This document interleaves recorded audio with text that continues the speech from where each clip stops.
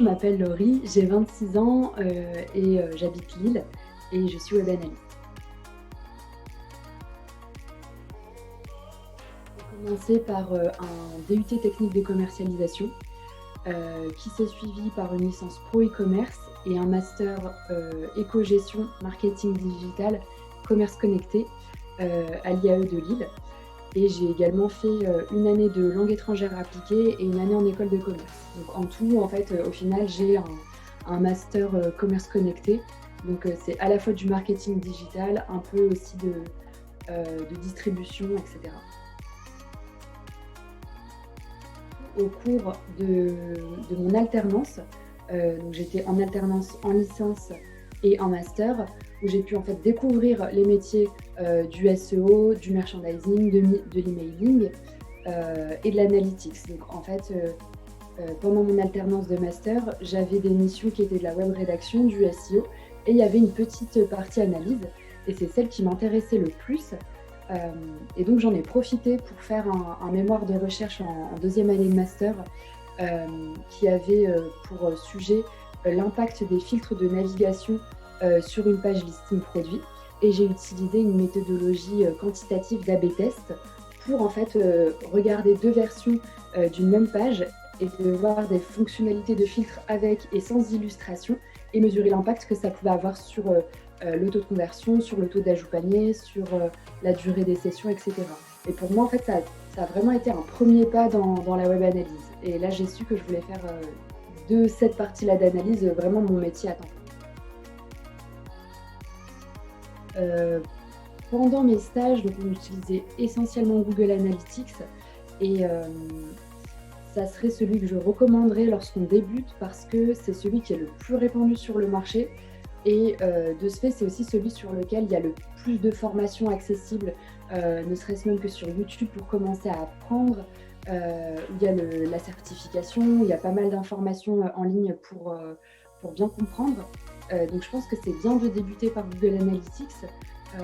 Après là, moi, il y a un outil qui m'intéresse particulièrement en ce moment, c'est Matomo, donc, qui s'appelait anciennement Piwik et qui a également en fait toutes ces fonctionnalités de base d'analyse avec en plus des fonctionnalités un peu plus UX Analytics avec des heatmaps, des session reports, de l'analyse d'A/B test. Et en fait, c'est un outil qui est assez abordable et qui a le mérite en fait d'être RGPD compliant. Et ça, c'est un réel enjeu en fait en ce moment même. Donc, le mieux, c'est de commencer un peu à se renseigner, ne serait-ce que sur YouTube. Il y a vraiment des contenus qui sont accessibles. Je pense notamment à la chaîne Measure School. Et après, en fait, de passer les certifications parce que du coup, il y a plein de vidéos avant qu'on peut consulter et vraiment mieux connaître un peu le contexte des outils, le vocabulaire employé, etc. Et donc, en fait, passer les certifications, ça aide vraiment en fait à faire un premier pas vers les outils. Alors, c'est un peu plus occasionnel par rapport à l'interface des outils qui sont déjà assez développés. Maintenant, je pense que plus dans le cas de la data analyse, c'est encore plus fréquent de l'utilisation d'Excel.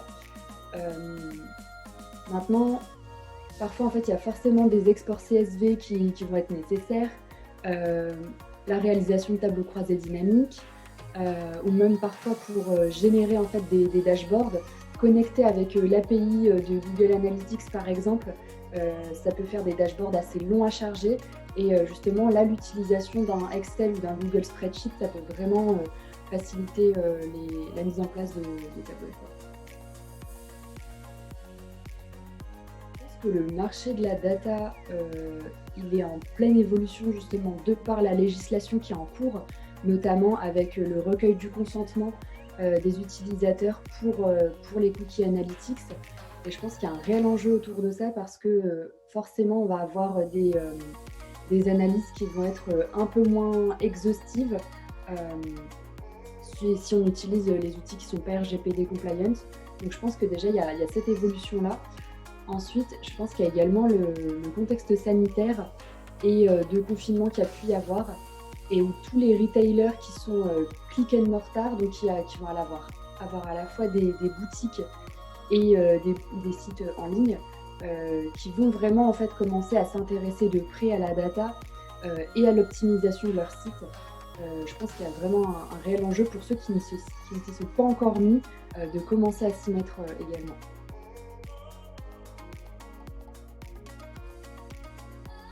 Après moi, c'est vrai que c'est pas forcément quelque chose que je ressens par rapport à cette différence homme-femme parce que bah, moi, dans mon entourage, je connais plusieurs femmes web analystes. Donc moi, j'ai plutôt cette vision que c'est assez mélangé. Après, enfin, je connais peut-être pas suffisamment de structure, hem, mais j'ai l'impression qu'on est presque plus proche de la parité et j'ai l'impression que c'est un métier qui est tellement clé de nos jours, hem, qu'on ne peut pas vraiment se permettre en fait de choisir les profils en fonction de tel ou tel critère. Je pense qu'en fait là, vraiment, chacun a sa chance à jouer, parce que, c'est tellement des compétences qui sont clés pour les entreprises d'aujourd'hui qu'on ne peut pas vraiment se permettre de faire des discriminations, qu'elles soient, sexistes ou raciales, ou autres. Moi, j'aime bien consulter en fait surtout les livres blancs qu'a sorti, Content Square, l'an passé, un benchmark avec, ben, toutes les métriques moyennes, par secteur d'activité, pour savoir, bah, qu'est-ce qu'un taux de conversion moyen, qu'est-ce qu'un taux d'ajout panier moyen, qu'est-ce qu'une durée de session moyenne. Et ça, c'est des choses, que les e-commerçants sont, assez friands de connaître pour pouvoir, se comparer.